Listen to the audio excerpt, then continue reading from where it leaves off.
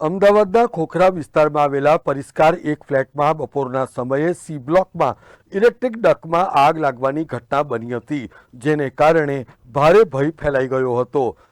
ચોથા માળ પરની એક મહિલાએ રેસ્ક્યુ થવા માટે ગજબની હિંમત દાખવી હતી। પહેલા તેમણે ફાયર રેસ્ક્યુ બાલ્કનીમાંથી નાની દીકરીને ઉંચકીને ઉતારી હતી, ત્યારબાદ અન્ય એક દીકરીને ઉતારી હતી અને ત્યારબાદ પોતે પણ લટકી ગઈ હતી। જો કે સદભાગ્યે તે પડી જતા માંડ બચી હતી। આગ લાગવાની ઘટના સામે આવતા જ ફાયર બ્રિગેડની ટીમ પણ 7 ફાયર ટેન્ડર સાથે ઘટના સ્થળે દોડી આવી હતી અને આગમાં ફસાયેલા 18 જેટલા લોકોને ફાયર બ્રિગેડ દ્વારા સહી સલામત રીતે રેસ્ક્યુ કરવામાં આવ્યા હતા।